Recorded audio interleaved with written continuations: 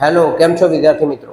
આજે આપણે ધોરણ 12 ની અંદર પ્રથમ પરીક્ષા જે 14/10/2014 થી ચાલુ થાય છે, જેના માટે આપણે ખાસ મહત્વની વાત કરીએ છીએ. તો એમાં આપણે નામાના મૂળ તત્વો વિષયમાં તમારે તૈયારી કઈ રીતે કરવી, કે અમુક આઈએમપી જે ચેપ્ટરો છે એ જો તમે કરશો તો તમારે વાંધો આવશે નહીં, અને સેક્શન પ્રમાણે તમારે તૈયારી કઈ રીતે કરવી તો એના ઉપર આપણે વાત કરીશું. અલગ અલગ વિભાગો છે એ વિભાગો ઉપર આપણે વાત કરીશું કે કયા વિભાગમાંથી તમારે કઈ રીતે તૈયારી કરવી.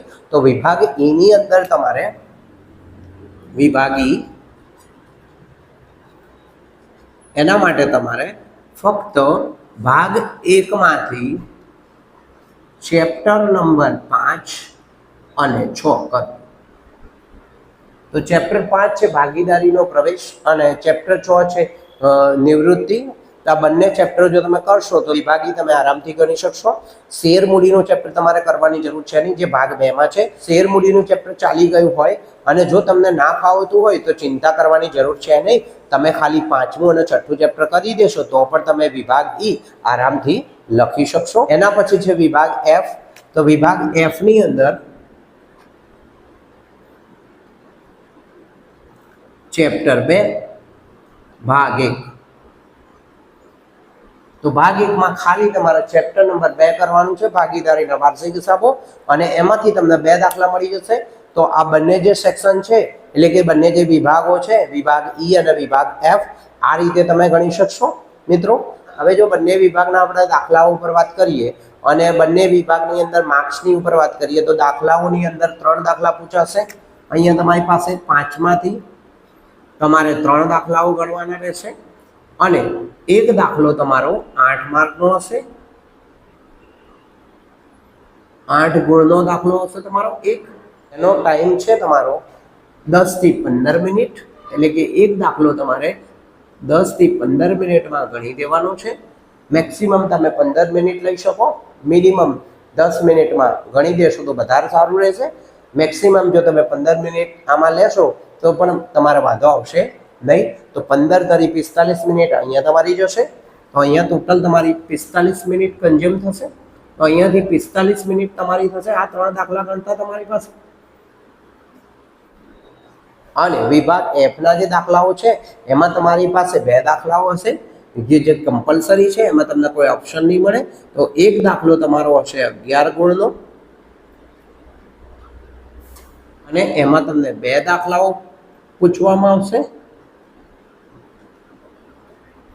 તો જો ખાલી ચેપ્ટર નંબર 2, ચેપ્ટર નંબર 5 અને ચેપ્ટર નંબર 6 તમે કરી લીધું તો અહીંયા તમને 8 તરી 24 માર્ક્સ અને અહીંયા 11 દુ 22, 24 પ્લસ 22 એટલે કે 46 માર્ક્સ તમે આરામથી અહીંયા કવર કરી લેશો. હવે જો આપણે આના ટાઈમિંગની વાત કરીશું તો અહીંયા આપણી પાસે દાખલો જે છે એ 25 મિનિટમાં ગણવાનો હોય છે. તો 25 પ્લસ 25 એટલે કે આ તમારી ટોટલ થશે 50 મિનિટ.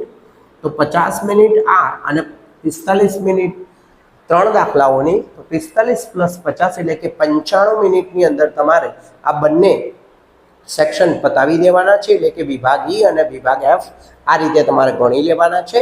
અને જ્યારે પણ પેપર આવે તો સૌથી પહેલાં તમારે વિભાગ ઈ અને વિભાગ એફના દાખલાઓ ગણવાના. એના પછી તમારે વિભાગ એ અને બી લખીને સી અને ડી વિભાગમાં જવું. તો વિભાગ સી અને ડીની અંદર છે એમાં આપણે વાત કરીએ તો વિભાગ જે સી છે આપણો, એમાં તમને 3 માર્કના દાખલા આવશે, એટલે કે 3 ગુણના દાખલા આવશે. જ્યારે વિભાગ ડી જે છે એમાં તમને 4 ગુણના દાખલા આવશે.